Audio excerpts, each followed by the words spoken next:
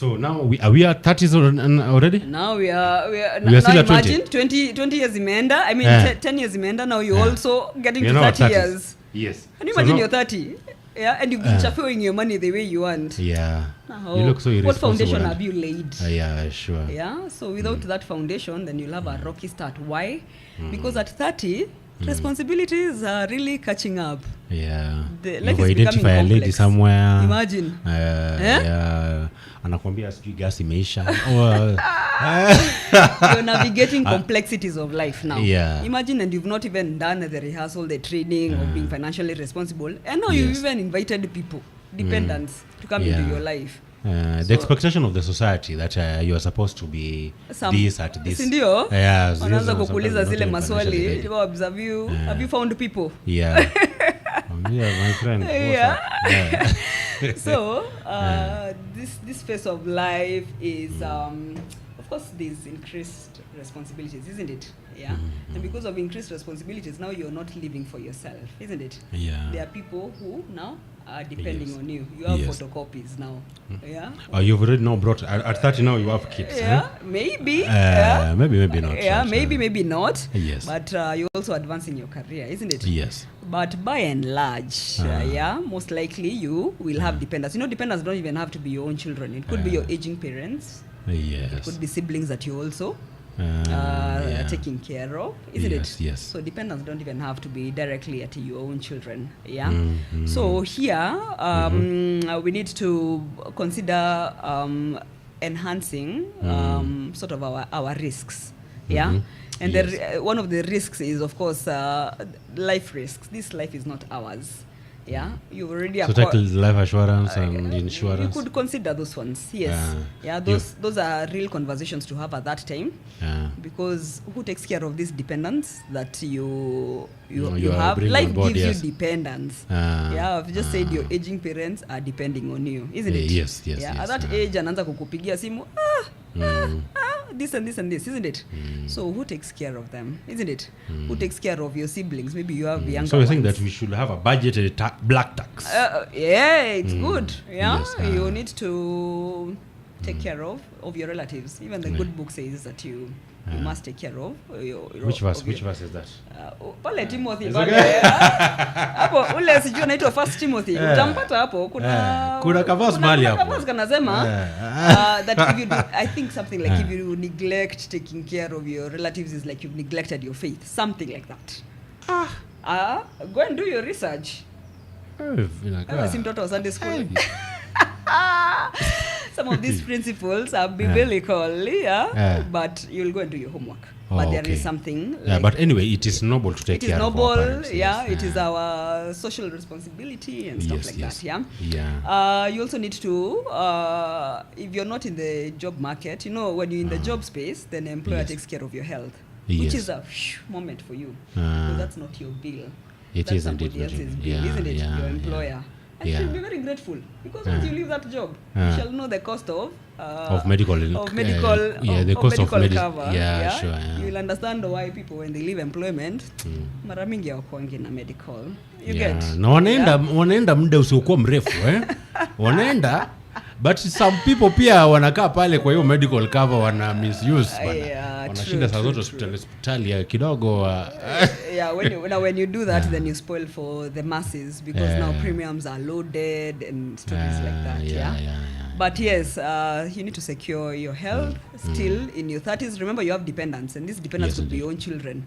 You don't want to have young children and you do not have health insurance. Ile emergency we were creating, you shall rip it out very fast, you know, because young children, they are probably susceptible to health issues at a young age, isn't it? Yes. So now your cover is no longer for you, the individual. You have to incorporate your dependents, isn't it? Yes. Or even you buy your folks medical cover. Remember, they are older, so even the premiums there will probably be higher.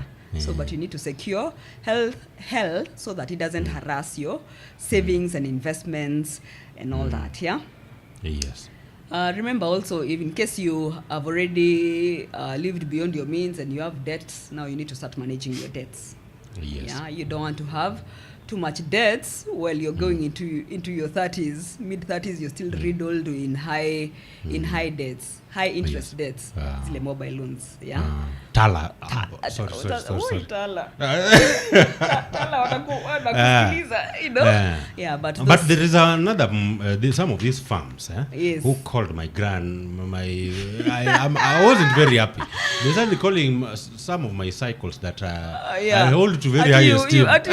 Who hold me to very high esteem. We hold you highly and then they are calling me and I'm like, what?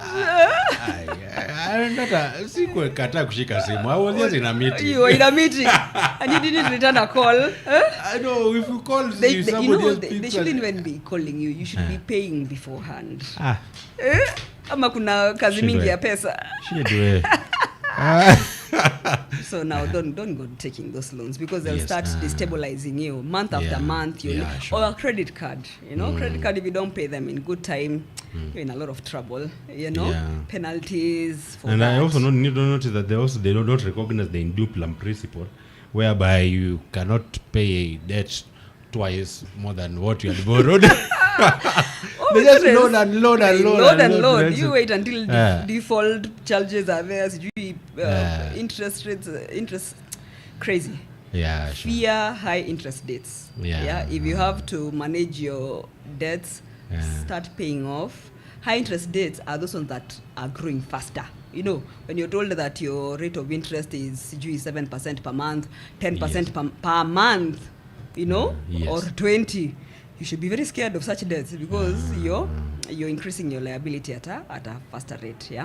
Sure. So let's manage or pay off completely our debts within this duration of time, so that even as financial responsibilities are increasing as you move forward, then you are not going into the future with high debts. Very high debts.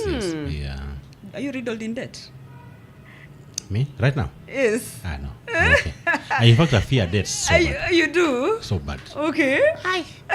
Madeni ni vitisho sana. Yes, and then there's Shylock in a roller coaster vicious cycle. It's a vicious cycle. Yeah. Imagine then you incorporate Shylocks there.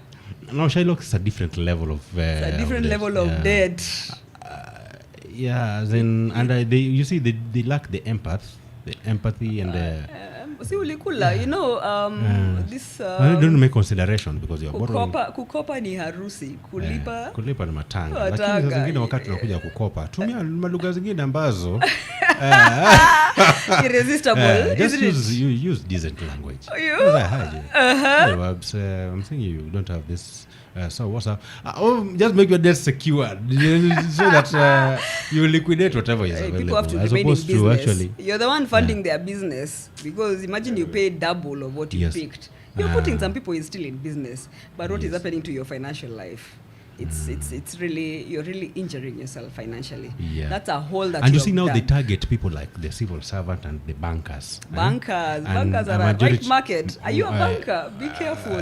And to your surprise, it is the HR of these organizations that are the collection center for these Shylocks.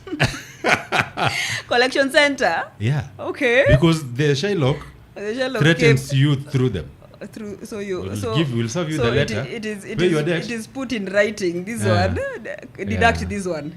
You're in trouble. No. As in, it's not like they collect it for them, but they subliminally collude to threaten you in order for you to pay the Shylock. Yeah, pay. Why were you taking it in the first place? Did you do something meaningful with it? There is good debt and there is bad debt. Bad debt is that consumer debt that you're buying to expense. Yes. Expense is just buying that which is very unnecessary. Pro Max iPhone is kazi gani? If you can't afford it within your savings, then don't buy it, is it? But if it's a good debt, then you're buying an asset that is. Have you been in such debts yourself? The Shylocks and stuff No. I have lived within my means. Then you can't. You don't know what actually this thing is. I've been in them. And, let me tell you, people don't borrow for iPhone Pro Max. People borrow for what? People borrow for very, very basic things. Okay. Yeah, very, very basic things. Yes. And there is. I don't know whether these Shylocks take your money, and eventually there is some superstition that are done around it, to the extent that even when you've cleared them, you still find your way back. Either is something that should be studied psychologically. What is it that these people do? That Kamote or something. What are you trying to say? I think there is some element of some traditional root work that's supposed to be done there. Supernatural thingy happening. Yeah. Talk to bankers. I think you need to start going to one banker to another. To the civil servants who in this building you have some civils. True, and you see, because of that, bringing the employer into pecuniary embarrassment, that scares the guy, and therefore you end up at Peter borrows to pay Paul, and it rotates like that for a while. It's a vicious cycle. Let me tell you, a majority of these people don't borrow to buy iPhone Pro Max. Okay. Is it now a question where we need to address it's something that should be addressed as a nation? It's the earning. Can we go back to the earning point? Are you earning enough? Because maybe you need to also add another stream of income to what you already have, because hiyo haikutoshelezi, isn't it? Yeah, maybe it can be translated that way. So you need to find like a side hustle that will complement the job that you do, so that you're able to earn an extra